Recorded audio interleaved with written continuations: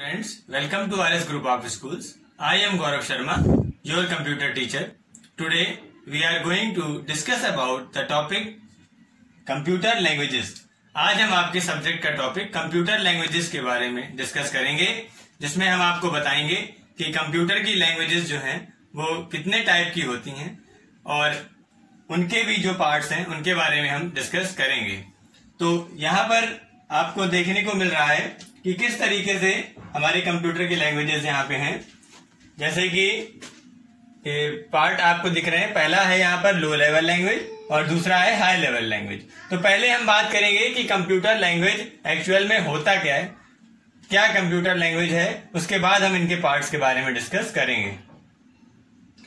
Students, as you know, a computer is an electronic device. Computer एक electronic device होती है जो कि इंफॉर्मेशन को लेती है, जो हमारे डेटा को लेती है और लेने के बाद में उसको प्रोसेस करती है। प्रोसेस करने के बाद में हमको इंफॉर्मेशन प्रोवाइड करती है एज एन आउटपुट। तो जो हमारी कंप्यूटर डिवाइस है, तो जो भी हमसे डेटा लेती है तो वो डेटा हम उसको अपनी लैंग्वेज में टाइप करके देते हैं। जो चीज हमें समझ में आती है हम अपने अकॉर्डिंग, जैसे कि मान लीजिए हमें अपना नेम टाइप करना है तो हम कीबोर्ड से अल्फाबेट्स की हेल्प से हम अपना नेम टाइप करेंगे। लेकिन कंप्यूटर की जो अपनी लैंग्वेज है वो कुछ अलग है। सभी को आप सभी जानते हैं कि कंप्यूटर की लैंग्वेज जो है वो बाइनरी लैंग्वेज है, मींस 0 and 1। तो जिसको हम लो लेवल लैंग्वेज भी बोलते हैं, जिसे हम मशीन लैंग्वेज भी बोलते हैं। ठीक है, तो हमारे कंप्यूटर की लैंग्वेज जो है वो समझता हाई लेवल लैंग्वेज भी है, लो लेवल भी है, समझता दोनों चीजों को है, लेकिन उसमें उसको किसी की हेल्प चाहिए रहती है जो कि होता है कंपाइलर।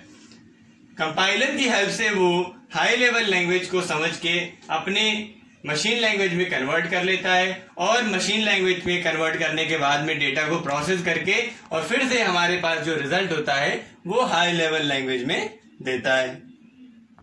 फॉर एग्जाम्पल, जैसे कि मान लीजिए हम लोग अपने आउट ऑफ कंट्री गए और वहां पर कोई दूसरी लैंग्वेज का यूज हो रहा है और हम लोग इंडिया से हैं तो हम लोग अपनी हिंदी लैंग्वेज बोलेंगे। तो जब वहां पहुंचेंगे तो वहां के लोग हमारी लैंग्वेज को नहीं समझ पाएंगे और हम लोग उनकी लैंग्वेज को नहीं समझ पाएंगे। तो उसके लिए हमें एक ट्रांसलेटर की, एक मीडिएटर की जरूरत पड़ेगी जो कि एज ए ट्रांसलेटर हमारी हेल्प करेगा। तो वो क्या करेगा, हमारी लैंग्वेज को वहां की कंट्री की लैंग्वेज में कन्वर्ट करेगा, उनको समझाएगा, और जब उनकी लैंग्वेज वो कुछ बोलेंगे तो उसको हमारी लैंग्वेज में वापस से कन्वर्ट करके और हमें उसका रिजल्ट जो भी है वो हमें समझाएगा। तो इस तरीके से ये मीडिएटर के बिना अगर हम चाहें तो हम वहां पर जाकर के कम्युनिकेशन नहीं कर सकते जब तक कि हमें उनकी लैंग्वेज समझ में नहीं आएगी। इसी तरीके से हमारे कंप्यूटर की जो लैंग्वेज होती है वो होती है लो लेवल लैंग्वेज, और यूजर जो हम लोग यूज करते हैं वो होती है हाई लेवल लैंग्वेज। तो हाई लेवल लैंग्वेज को समझने के लिए कंप्यूटर को भी एक मीडिएटर की जरूरत पड़ती है जो कि होता है कंपाइलर। वो उसको कन्वर्ट करता है लो लेवल लैंग्वेज में और कन्वर्ट करने के बाद उसको प्रोसेस करता है। प्रोसेस करने के बाद जो भी हमको डिटेल चाहिए होती है उसको एज आउटपुट यूजर को प्रोवाइड करता है, फिर से हाई लेवल लैंग्वेज में कन्वर्ट करके। अब इनके टाइप के बारे में बात करते हैं कि जैसे यहाँ पर लिखा है लो लेवल लैंग्वेज और ये है हाई लेवल लैंग्वेज। तो लो लेवल लैंग्वेज जो है उसके भी कुछ पार्ट्स हैं। जैसे कैसा उसको डिवाइड किया गया है, कैटेगराइज किया है मशीन लैंग्वेज में और असेंबली लैंग्वेज में। और हाई लेवल लैंग्वेज के यहाँ पर एग्जांपल दिए गए हैं, जैसे सी, C++, जावा, कोबोल। ये प्रोग्रामिंग लैंग्वेजेस हैं जो कि हाई लेवल लैंग्वेज के एग्जांपल है, और ये यूजर की लैंग्वेज होती है। यूजर अपनी लैंग्वेज में इसमें प्रोग्राम टाइप करता है, इंस्ट्रक्शन देता है कंप्यूटर को, और कंप्यूटर कंपाइलर की हेल्प से उसको मशीन लैंग्वेज में कन्वर्ट करता है। कन्वर्ट करने के बाद में हमको उसका रिजल्ट देता है। असेंबली लैंग्वेज देखिए क्या होती है, वो क्या होती है उसके बारे में थोड़ा सा डिस्कस कर लें, क्योंकि देखिए हाई लेवल लैंग्वेज आपको यहाँ पर दिख रहे हैं एग्जांपल्स, और मशीन लैंग्वेज मैंने बताया आपको कि 0 और 1 जो कंप्यूटर की लैंग्वेज है। असेंबली लैंग्वेज एक न्यू वर्ड आपके लिए होगा, तो असेंबली लैंग्वेज समझ लीजिए कि असेंबली लैंग्वेज भी हमारी एक लो लेवल लैंग्वेज होती है जो कि कंप्यूटर प्रोग्रामिंग में यूज होती है। अब असेंबली लैंग्वेज का यूज हम लोग कहाँ करते हैं, जैसे कि मान लीजिए हमारा जो माइक्रो प्रोसेसर है CPU, उसकी प्रोग्रामिंग जो होती है वो मशीन लैंग्वेज में भी होती है, एज वेल एज वहां पर हम असेंबली लैंग्वेज का भी यूज करते हैं। असेंबली लैंग्वेज थोड़ा सा इजी रहती है, जैसे कि मान लीजिए अगर हम उसमें कोई ऑपरेशन परफॉर्म कराना है तो उसकी कोडिंग जब हम करेंगे, तो जैसे मान लीजिए हमें एडिशन का ऑपरेशन परफॉर्म कराना है तो हम उसमें ADD ऐड और आगे जो भी नंबर्स ऐड कराने हैं वो लिख देंगे सिंपल तरीके से। ऐसे ही मल्टीप्लिकेशन सब्सट्रैक्शन के लिए सिंपल उसके कोड्स लिखते हैं, बहुत इजी लैंग्वेज ये रहती है। तो इसकी हेल्प से भी हम प्रोग्रामिंग इसमें करते हैं हमारे जो कंप्यूटर डिवाइस है। तो ये असेंबली लैंग्वेज जो है वो 1950s में इसका डेवलपमेंट किया गया था और ये सेकेंड जनरेशन लैंग्वेज कहलाती है जो हमारी असेंबली लैंग्वेज है। तो इसकी हेल्प से हम लोग जो जितने भी हमारे कंप्यूटर की डिवाइसेस हैं उनकी प्रोग्रामिंग करते हैं। जैसे कि हमने आपको बताया कि सीपीयू की प्रोग्रामिंग में हम असेंबली लैंग्वेज का बहुत यूज करते हैं।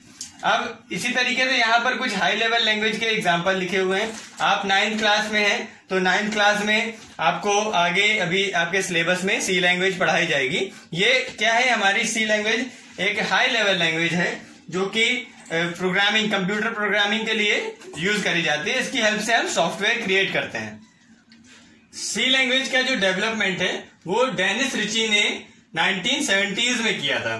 यूएसए की AT&T बेल लेबोरेटरीज थी, वहां पर इन्होंने इनका सी लैंग्वेज का डेवलपमेंट किया।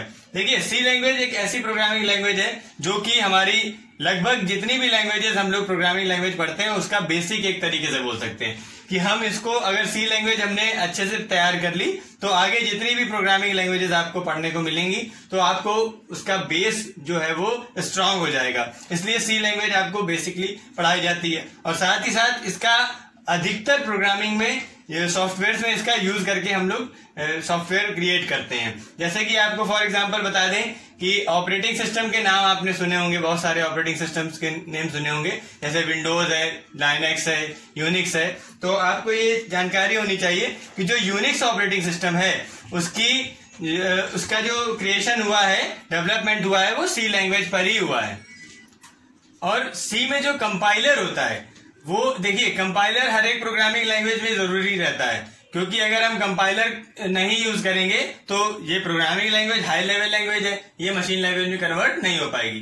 तो सी का एक फीचर सबसे बड़ा ये है कि सी का जो कंपाइलर है उसकी प्रोग्रामिंग, उसकी कोडिंग भी सी लैंग्वेज में ही करी गई है। तो इससे आप ये समझ सकते हैं कि सी लैंग्वेज हमारे लिए कितनी इंपॉर्टेंट है। इसकी हेल्प से हम ऑपरेटिंग सिस्टम तक क्रिएट कर सकते हैं, साथ ही साथ कंपाइलर क्रिएट कर सकते हैं। इसी तरीके से बहुत सारे इंपॉर्टेंट सॉफ्टवेयर्स हैं, बहुत सारे गेम्स हैं जो कि हम सी लैंग्वेज की हेल्प से क्रिएट कर सकते हैं। So students, try to understand today's topic. आज हमने आपको जो ये लैंग्वेज, कंप्यूटर लैंग्वेज टॉपिक बताया है उसको थोड़ा सा समझने की कोशिश करिएगा क्योंकि इससे रिलेटेड बहुत सारे टॉपिक्स आपके सिलेबस में आगे हैं। और जो ये प्रोग्रामिंग का सेक्शन है ये सबसे इंपॉर्टेंट सेक्शन आपके सिलेबस का है, तो इसके बारे में तो हम बहुत अच्छी तरीके से आगे डिस्कस करेंगे। तो आज जितना टॉपिक आपको बताया है उसको अच्छी तरीके से समझिएगा। तब तक के लिए keep studying and be happy always. Thank you.